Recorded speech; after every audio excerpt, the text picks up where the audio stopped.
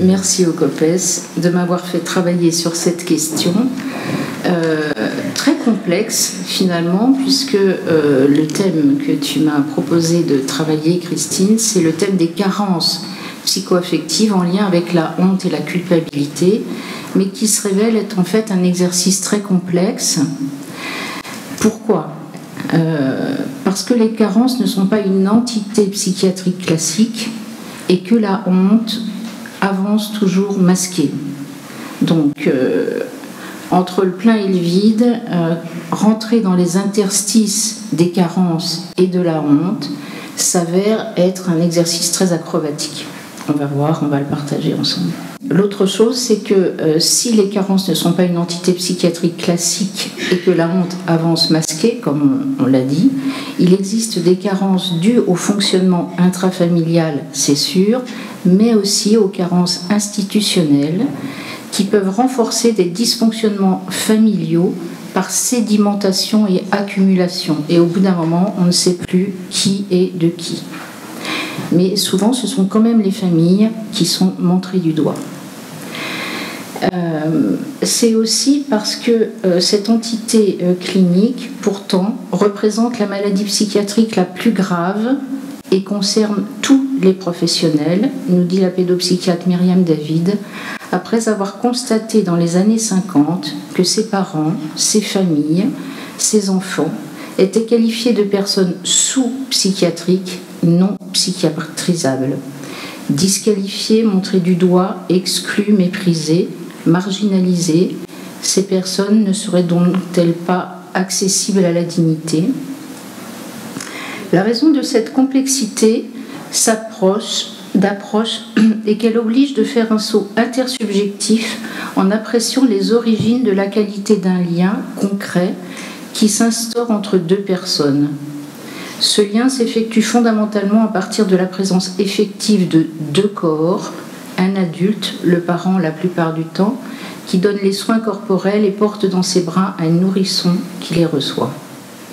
Pour Pierra Olanier, il y a une surdétermination et une telle hétérogénéité des forces à l'œuvre dès la première rencontre entre un bébé et sa mère qu'au moment où la bouche rencontre le sein, nous dit-elle, cette bouche rencontre et avale une première gorgée du monde. Par ailleurs, lorsque s'affiche à l'aube de la vie précarité et exclusion, ces familles se méfient de l'aide qui peut être apportée, car bien souvent, celles-ci ont connu déjà dans leur parcours d'existence les services sociaux et médicaux. Leur forte crainte est d'avoir affaire à des professionnels qui les jugent et font passer des messages au détriment de ce que les familles auraient à dire. Aussi, on observe que certains parents présentent des dysfonctionnements et des failles plus sévères dans l'exercice quotidien de leur parentalité. Ils ne peuvent pas assurer ces soins corporels primaires avec fiabilité, mais aussi ils n'ont pas toujours les gestes et en restant centrés sur la tâche qu'ils doivent effectuer sur le corps de l'enfant, ils ne perçoivent pas en le manipulant le vécu de celui-ci. Dans l'expérience effectivement subtile à discerner, le nourrisson en effet se coupe de ses affects et de ses sensations et il abandonne son corps dans ce style d'échange comme une espèce de poupée de chiffon.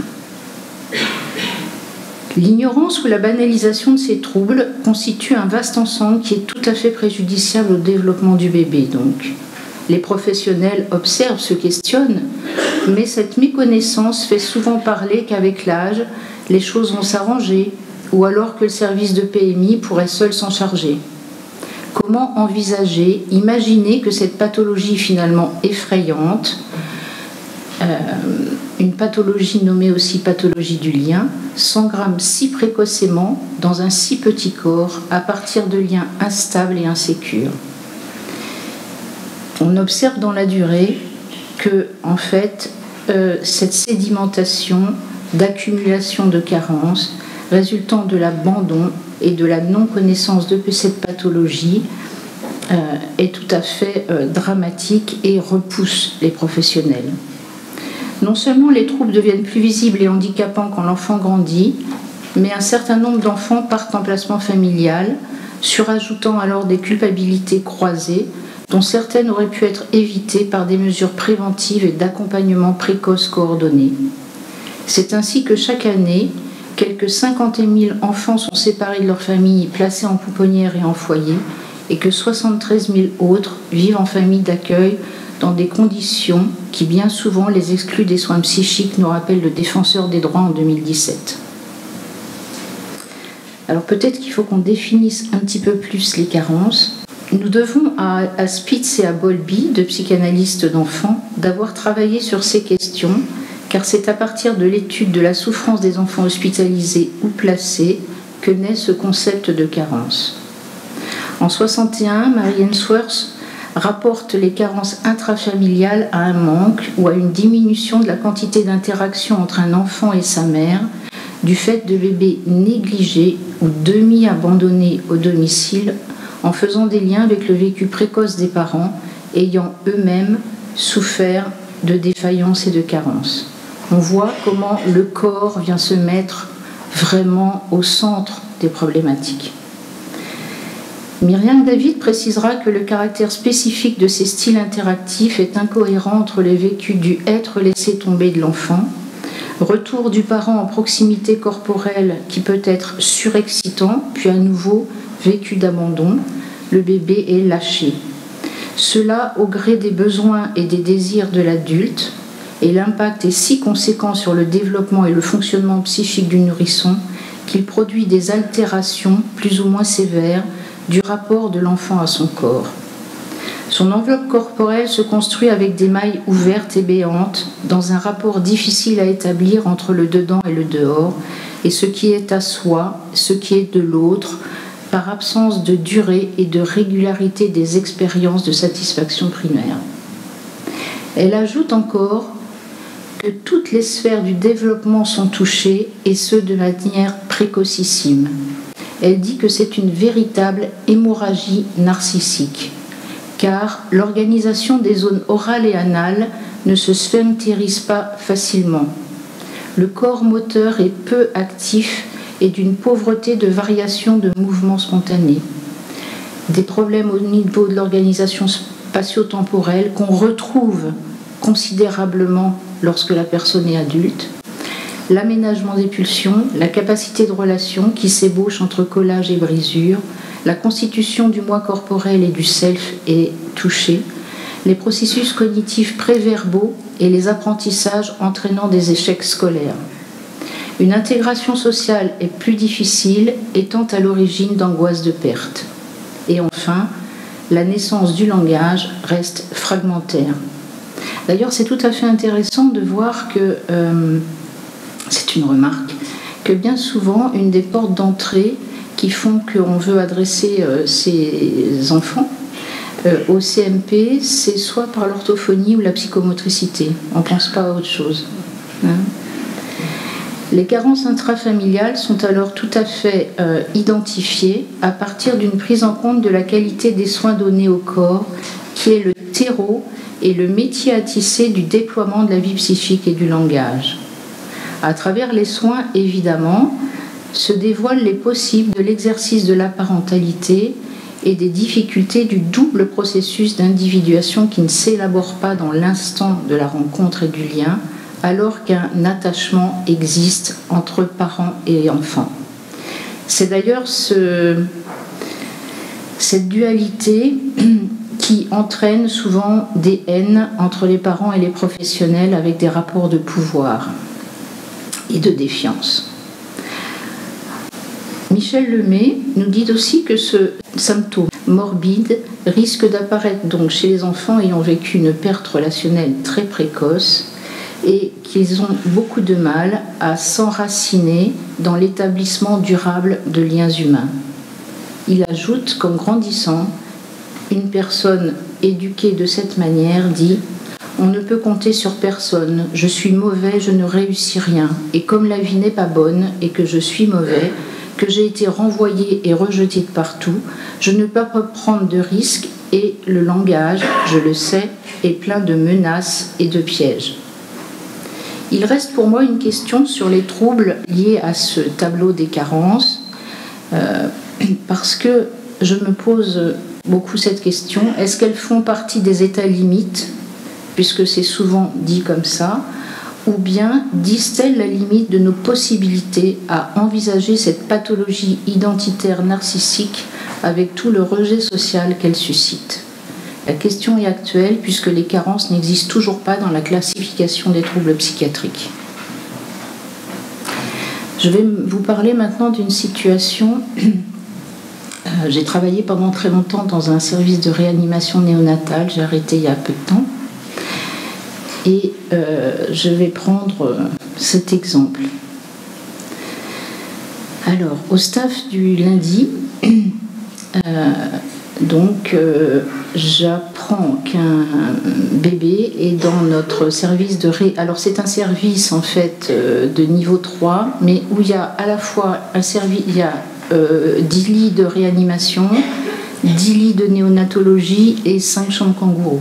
Donc en fait, tout est rassemblé dans un espace très contenant et architecturalement extrêmement bien pensé. Il a été pensé par une femme qui a fait en fait cet espace comme un œuf dans lequel on peut circuler. C'est tout à fait... Je me suis toujours beaucoup plu dans cet endroit. Et donc, à la réunion du staff du lundi avec les collègues pédiatres, la responsable de service, l'assistante sociale, j'apprends qu'un bébé est né pendant le week-end, qu'il a été accueilli en néonate car sa maman, pendant son accouchement, a fait une crise d'épilepsie, ce qui est quand même assez rare, et qu'elle avait par ailleurs un taux d'alcoolémie très élevé. Et donc, elle se trouve dans le service de neurologie, à l'autre bout de l'hôpital. Malgré la charge de travail, avec une collègue pédiatre, on arrivera en fin de journée à ce que nous allions ensemble présenter le bébé à cette maman, puisque la maman n'avait pas vu ce bébé et le bébé n'avait pas vu sa maman. Alors, pour dire brièvement l'histoire de ce qu'on en sait, parce que la caractéristique de ces familles, de ces personnes, est qu'en fait, elles n'ont pas d'histoire. Elles n'associent pas, tout est banalisé, on vit dans le présent, contrairement aux personnes qui peuvent associer, on parle beaucoup de narration, et elles n'ont pas de mémoire, c'est comme si on était toujours dans le présent. Donc cette maman, en fait, est suivie par un référent social au centre maternel, là où elle est hébergée actuellement. Elle a un enfant un petit peu plus âgé qui a été gardé par des pensionnaires du centre maternel et le papa est en prison.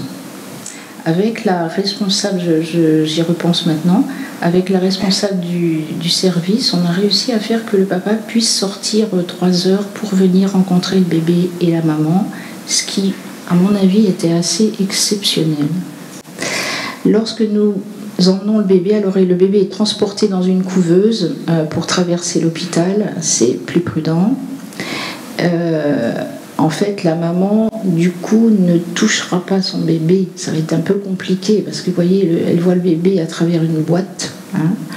Mais lorsque nous arrivons dans la chambre avec ma collègue pédiatre, on voit une maman très frêle, les cheveux tout frisés, avec le corps qu'elle avait, cette femme, on ne pouvait pas imaginer qu'elle venait juste d'accoucher.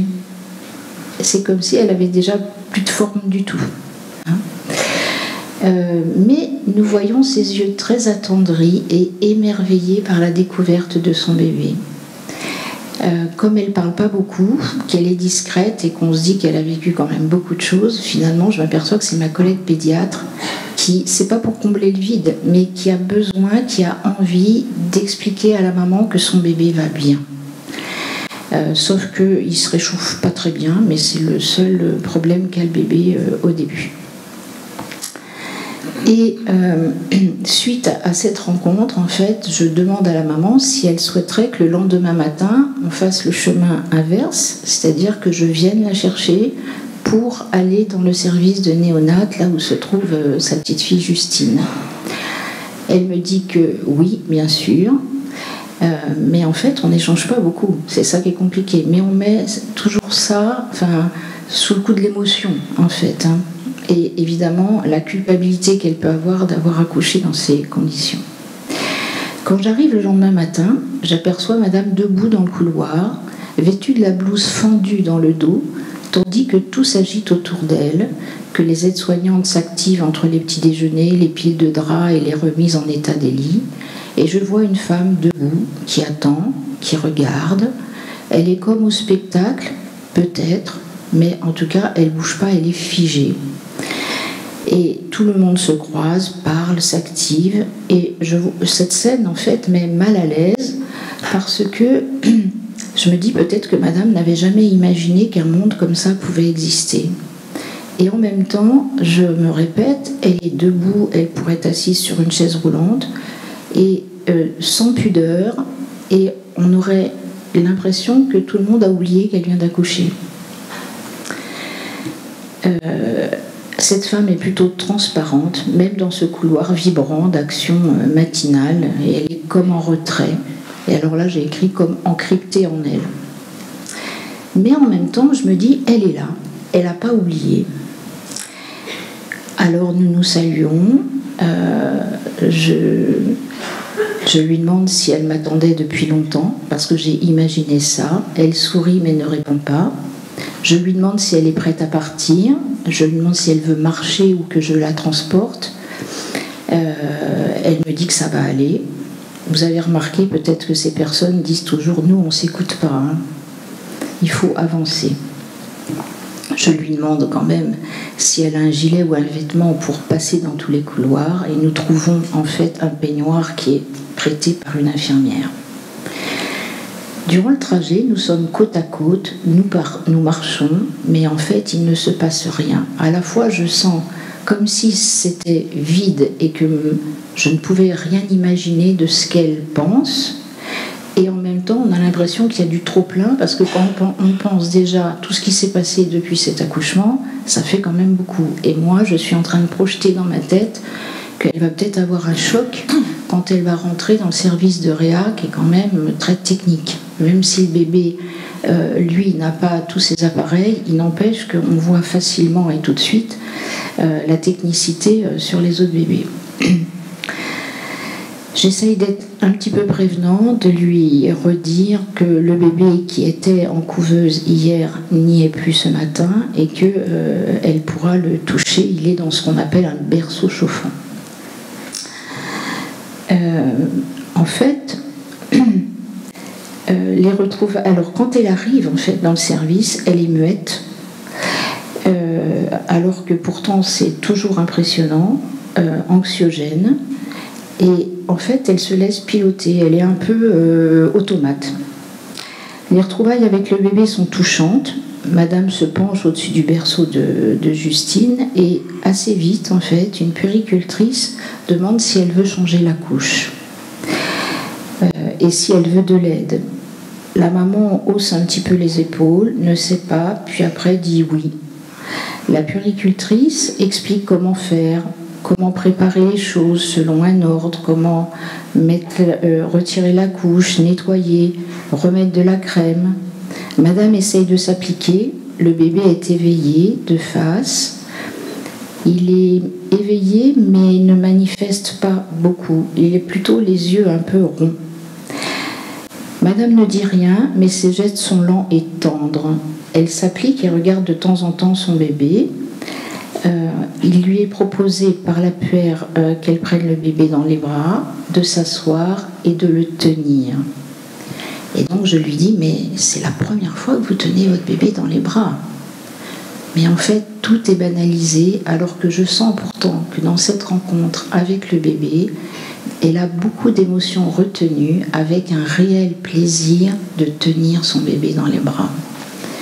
Mais il semble bien que pour cette femme, il ne faut pas poser de questions, mais il faut s'appliquer à faire tout ce qui lui est proposé ou demandé. Est-ce son énorme culpabilité des conditions de l'accouchement? Mais je sens pourtant qu'il y a une certaine joie qui arrive dans son visage à s'exprimer. Je suis avec une femme qui semblait pourtant pourtant dans un monde qui est une autre planète et dont elle ne connaît absolument pas les coutumes. Alors c'est vrai qu'il y a beaucoup de règles d'hygiène dans des services de réa. Je me demande si c'est aussi ça, mais en même temps, il n'y a pas de mots, il n'y a pas de caresses, c'est vraiment juste le portage du bébé. Et donc, je me dis à ce moment-là que c'est comme s'il y avait un véritable écrasement du moi, un enfouissement des émotions, une abrasion des sentiments dans ce contexte de rencontre, avec une suradaptation dans ce lieu et avec une restriction du moi à son maximum. À ce moment-là, peut-être que, puisque j'essaye de faire des liens entre enfants placés, famille carencée et honte, je voudrais vous transmettre le fait que pour les situations de famille carencée, dans le service de réa, d'abord j'ai jamais vu ce qu'on appelle le moment de préoccupation maternelle primaire, tel qu'il est décrit classiquement. Et l'autre chose, c'est que ce que je viens d'appeler une suradaptation de ces mamans me fait penser à l'expérience dans le cadre du placement familial, vous savez, des 3 temps de l'adaptation dans le placement familial. C'est-à-dire quand on parle de la période d'idylle, quand l'enfant arrive dans la famille d'accueil, en fait la période d'idylle, elle porte un drôle de nom quand même. Parce que la période d'idylle, c'est juste un aménagement catastrophique de la séparation qu'on a vécue avec ses parents. Il ne faut surtout pas faire de bruit, il faut s'adapter. Et là, il y a des digues défensives contre des problèmes sous-jacents qui sont contenus pour un moment, mais qui couvent quand même et qui vont éclater un jour.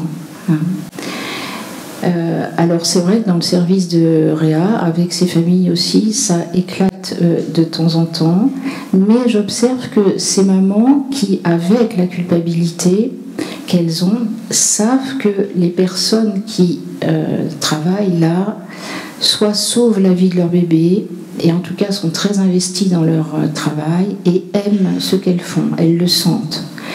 Et donc souvent ce qu'elles font, c'est qu'elles s'en vont. Et elles disent je reviendrai plus tard. Ou alors c'est des dames qui sont un peu à éclipse comme ça, et il me semble que c'est vraiment pour réguler ce moment où elles auraient envie d'exploser. Alors du côté des professionnels, c'est compliqué parce que, pourquoi ? En fait, dans la relation avec la maman, ce que j'appellerais le matrimoine qu'elle offre à son bébé, en fait, on n'est pas pris dans ces fameuses boucles de retour interactives parce que le bébé est soumis à une maman qui a une si faible estime d'elle-même que ce qu'elle renvoie, c'est un miroir brisé, fragmenté, fracassé à son bébé, et que lui, face à ce miroir cassé, eh ben, il doit se construire quand même avec des bouts. C'est ça, je crois, qui est assez particulier, et vraiment l'expérience que j'ai eue à l'unité de soins et avec les collègues de l'unité de soins qui sont là, je les remercie, on a vraiment vu que ces enfants se construisent par morceaux, en fait. Il y a des zones qui fonctionnent et des zones qui fonctionnent moins bien. Et vous voyez que là, on voit déjà, tout petit, pourquoi c'est tellement important cette prévention précoce et l'accompagnement très précoce, c'est qu'on retrouve toutes ces fragmentations quand les enfants grandissent, vraiment. Et on oublie de le mettre en lien avec les carences et les difficultés de développement.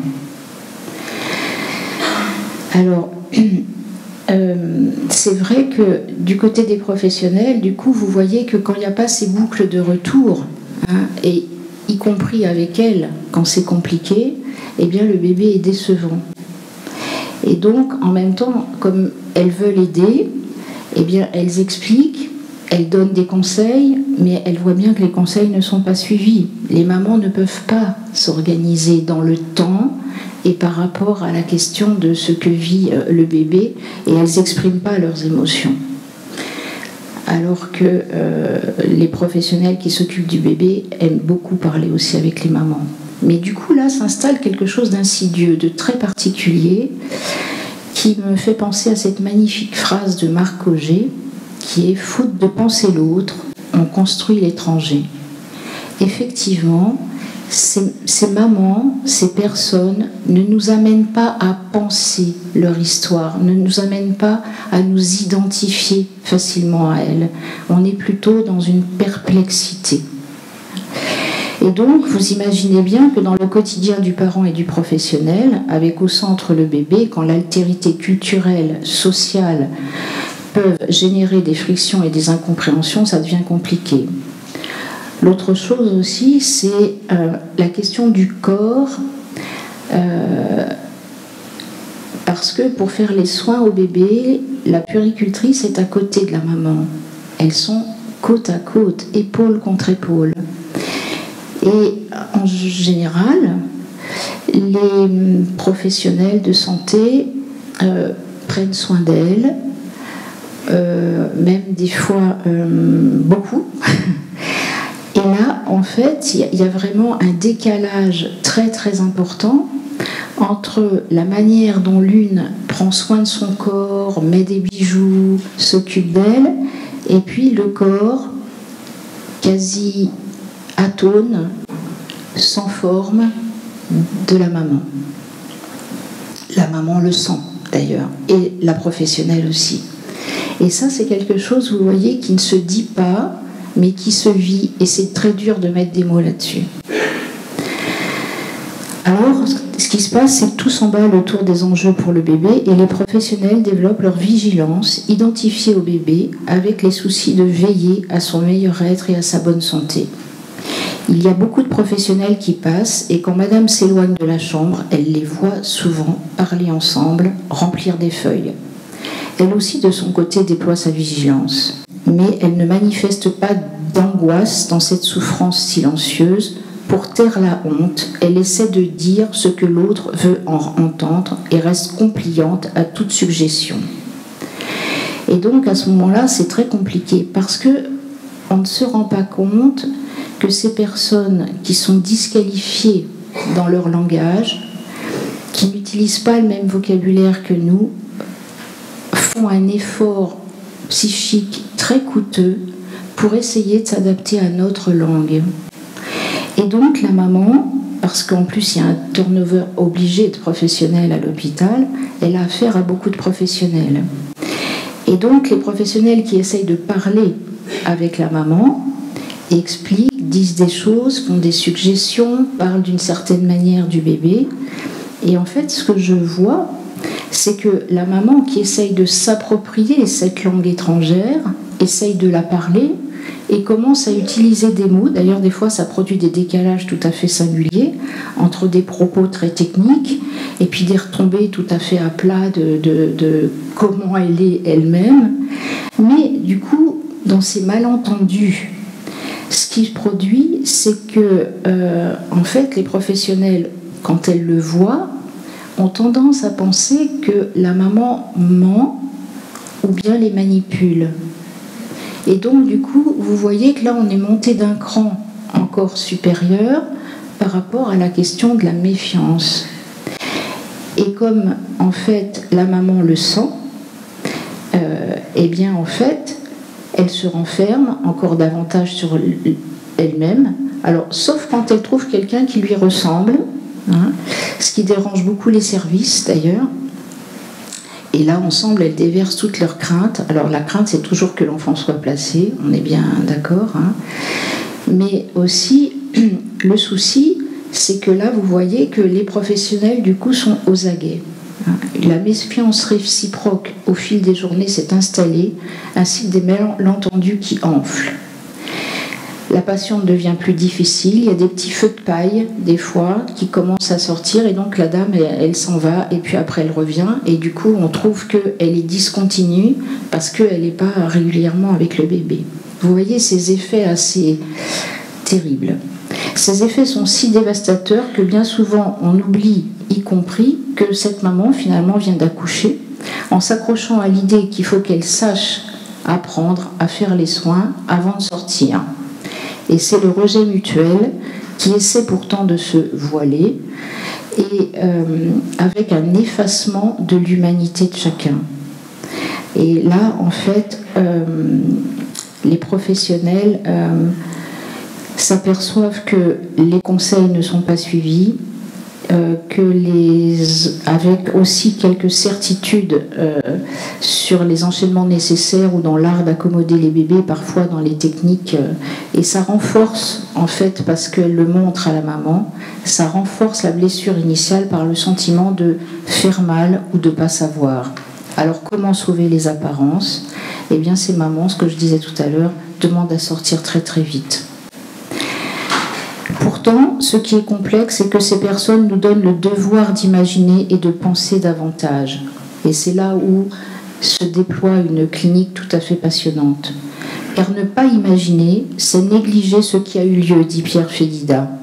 Pour lui, cela engage la capacité d'une écoute. Et c'est un défi pour l'imagination d'admettre que dans l'accès des vies difficiles, que je peux être écœuré et me sentir écœurant, d'avoir des pensées que l'autre n'a pas, ou n'imagine pas, ou n'a plus. Et que cela produit un écart bien nécessaire dans l'expérience intersubjective. Et c'est cet écart, justement, d'après moi, qui permet l'action de soins et de penser des aides. Le figurable d'une expérience honteuse est donc possible, nous permettant cette reconnaissance en nous de ce que nous n'avons pas vécu, mais dont on peut penser que cela appartient à la potentialité des humains. Cette étrangeté, parce que c'est vrai que ses parents sont particuliers,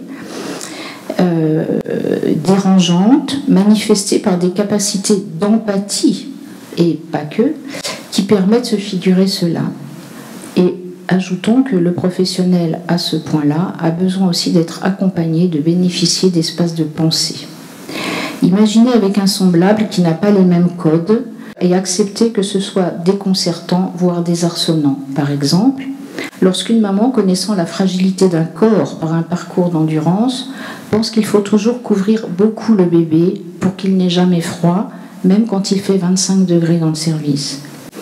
Ou bien qu'elle décide de garder toutes les tétines bleues utilisées pour les biberons de son bébé parce que c'est du gâchis et récupère toutes les tétines roses du bébé d'à côté. Elle finit par avoir un bon stock pour quand elle rentrera à la maison.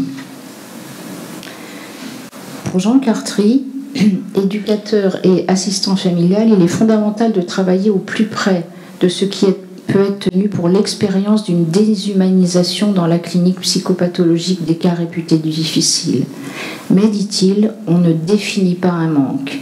La carence est un creux, un vide, une absence, et on ne définit pas l'infini. Par conséquent, dès qu'on l'approche pour la saisir, la carence provoque le vertige.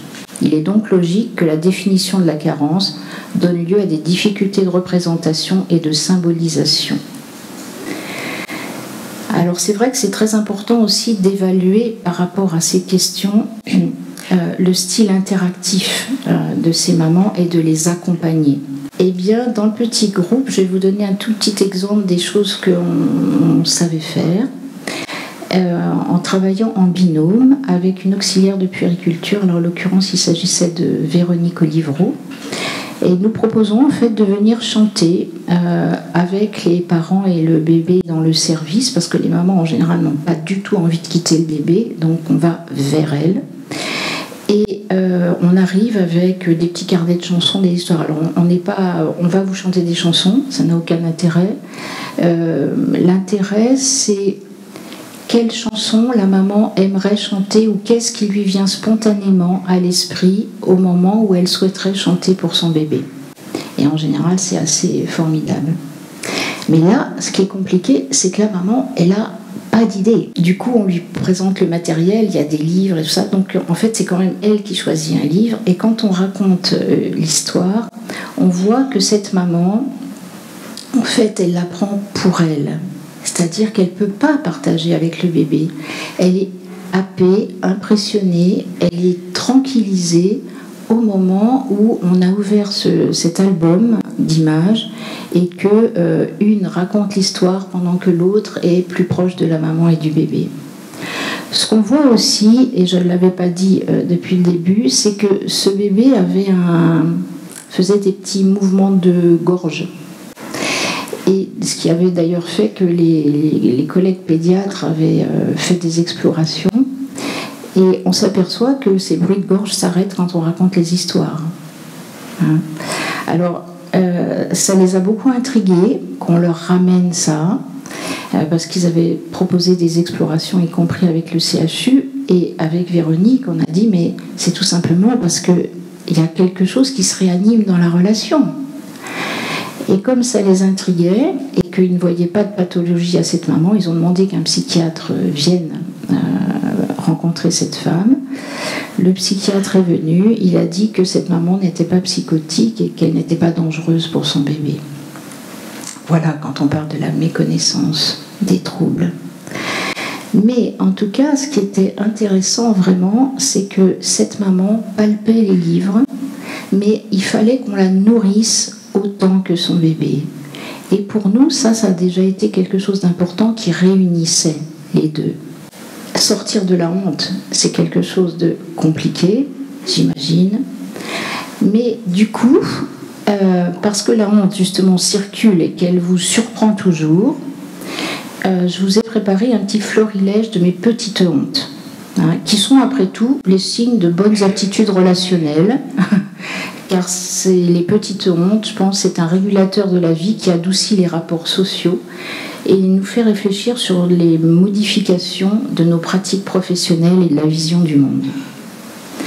Je me souviens d'un accompagnement thérapeutique au mois de juillet, lorsque je dis à Sonia, 6 ans, que je vais partir en vacances, mais qu'après, c'est sûr, on se retrouvera. Ce à quoi elle répond, « Mais Laurette, c'est où les vacances ?»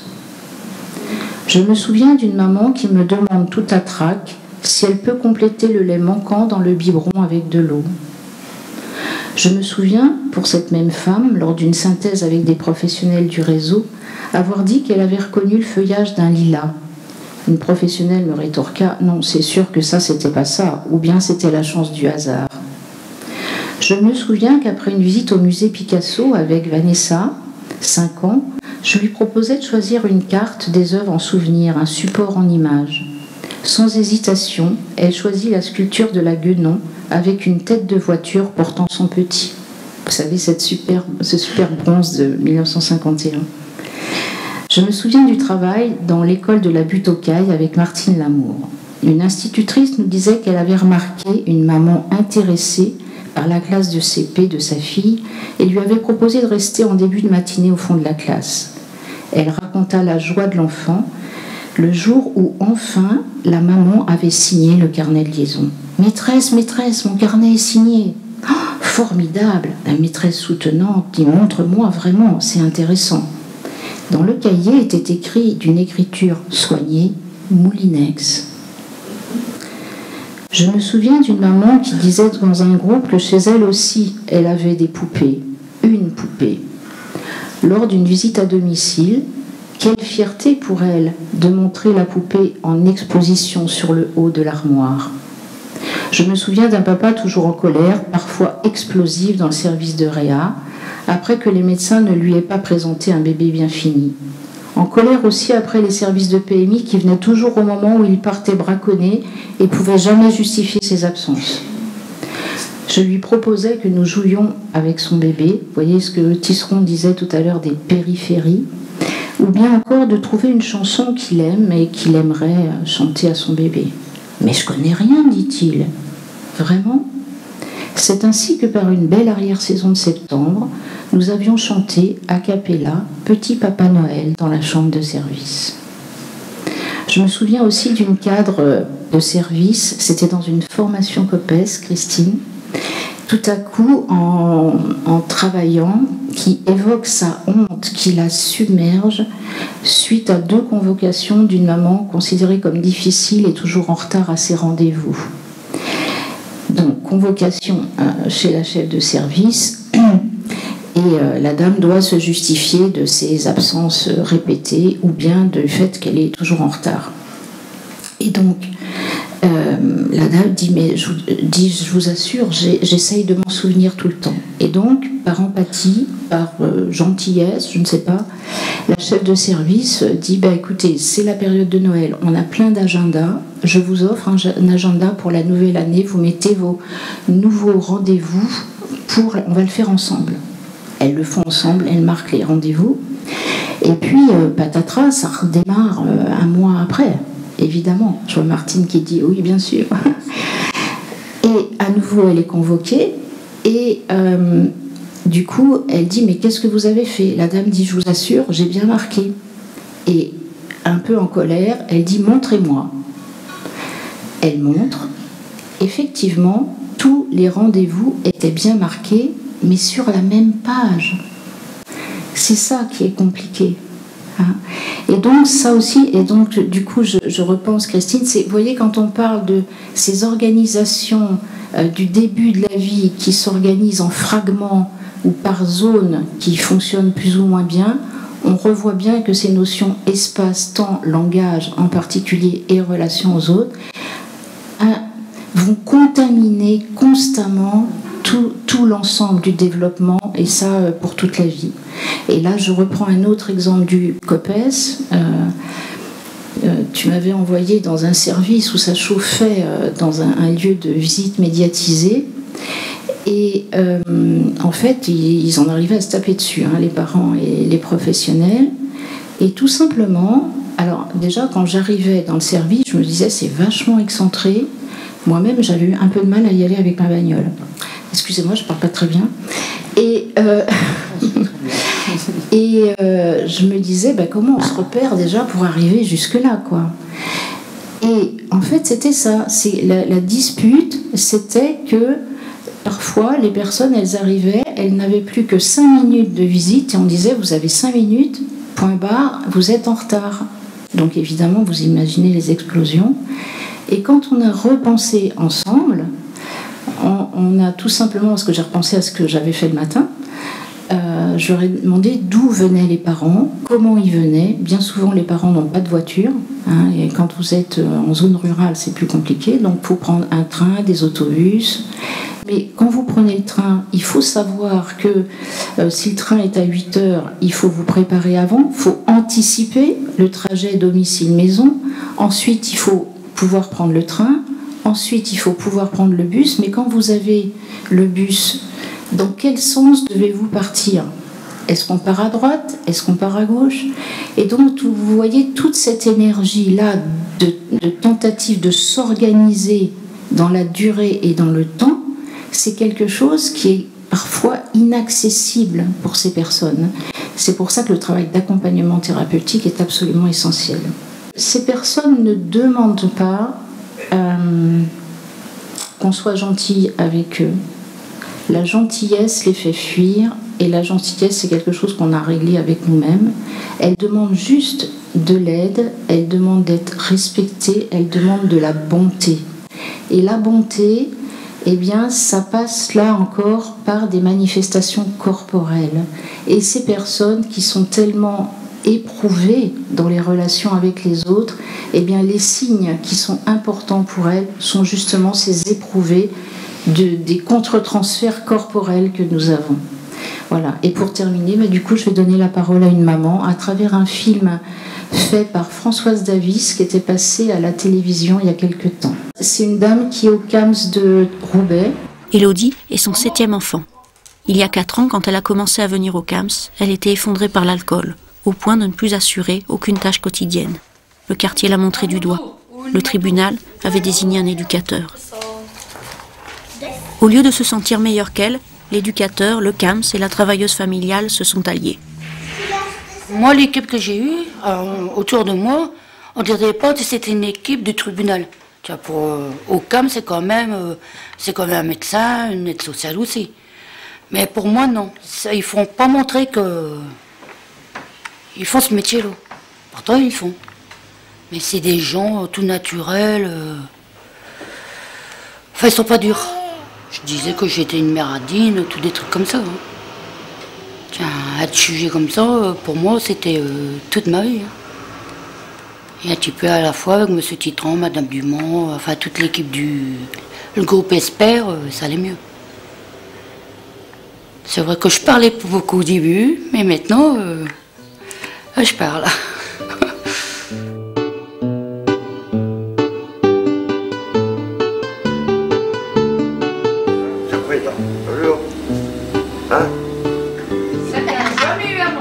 On n'est plus gai, c'est pas le même. Enfin, je peux sortir la tête haute. Qu'avant, je baissais ma tête. Hein. En ce moment, Martine va moins au CAMS. Elle préfère s'occuper de sa maison. Ce jour-là, Mamie, une bénévole d'Esper, lui apporte des habits. Elle est accompagnée par Carole, une travailleuse familiale, qui est venue pendant des années aider Martine à domicile. Bonjour, il a dit, ah ouais, bon, elle a changé, hein. Oh, elle grandit bien. C'est une grande fille qui ressemble à son papa. Je te plais. C'est Carole qui a accompagné Martine au CAMS quand elle vivait cloîtrée chez elle. Bah, on va mettre les cartons par là, tu trieras. Ouais. Oui. Hein? Alors, moi, je peux rien vous offrir. Ouais, on a bien pensé. Moi, j'ai pensé. J'aurais pu ramener du café, c'est vrai, mais je pas ça, pratique. Ouais. Café à la main, alors. J'ai même plus d'électricité. Ouais, on va faire bouillir le cafetière comme dans le temps. Tiens. Oh, plus de café, plus. Comment t'as trouvé ça quand t'es arrivée au CAMS? Bon, moi, c'était dur. Hein. Ça a été dur. J'ai toujours été tout seul ici, alors pour moi, trouver avec des gens d'un seul coup, c'était impossible pour moi. Martine, lors de mes premières interventions, restait 4 heures sans sortir un seul mot. Et un peu à la fois, bon, bah, j'ai dit, ça y est, je vais rester, quoi. Parce qu'une fois, Christelle s'est mise à pleurer pendant son sommeil. Et elle m'a dit, ah, je suis sûre qu'elle fait des cauchemars, qu'est-ce que t'en penses Oui, et bien. puis à ce moment-là, Oui, elle a demandé je me conseil. suis dit, c'est une maman, c'est une maman. Il faut qu'on l'aide, quoi. Je ne sais pas comment l'a vécu Martine, mais à aucun moment je me suis permise, malgré la proximité que j'avais auprès des enfants, de prendre ta place. De bien en compte. Jamais, non. Il y a déjà les juges des enfants. Ça, il y a le premier. Après, il y a l'assistante sociale du quartier. Après, celle du CAMS. Après, il y a l'indicateur. Après, il y a cette sociale du rue de l'Aumier, là. Oh. Après, il y a l'école. Enfin, bref, hein, il y a pas mal de monde. Alors, c'est vrai, pour moi, ça faisait beaucoup, tout ça. On dirait que moi, j'étais pas maître de mes enfants, me commander. Il fallait faire ça, même que c'était pas mon envie, il fallait le faire. Bon, là, j'ai dit mon grain de sel, j'ai dit moi, si j'ai plus envie d'y aller, j'y vais plus, si j'ai envie d'y aller, j'y vais. Comme ça, c'est moi le maître. Et moi, c'est moi la mère de mes enfants. Et pas tout le monde. On part toujours de là où ça va pas. Donc, parce que il y a la loi et parce que c'est une logique qu'on a adoptée dans le travail social, quoi. Et effectivement, il y a de nombreux stigmates, de nombreux jugements de valeur qui sont faits pour ces gens qui souffrent, quoi. On dit qu'ils ne savent plus, qu'ils ne savent pas. En fait, c'est des gens qui souffrent et qui ont besoin d'un coup de main. Au CAMS, c'est ça surtout. Ouais. On essaie de voir ce qui va bien, Voilà. Et les petites choses qu'ils partir. font, et puis partir avec eux là-dessus. T'as réussi ça, dis donc. Puis on Valoriser un oui, peu à la on fois. valorise Ouais. ça. Et Quand on alors, évite de dicter des conduites, Voilà. eh Et ben, c'est peut-être on ça évite, l'essentiel. on va vers l'autonomie, ça c'est sûr. C'est de permettre aux parents de garder leur place dans leur famille et dans la société. Chacun son tour. Elle ressemble bien à son papa, cette fille. C'est bien votre côté. Hein. Elle peut manger. Qui était par terre.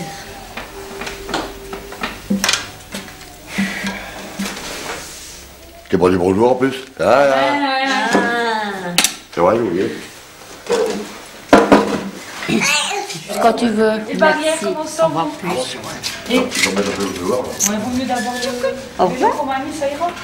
Bon, oui, ça va aller.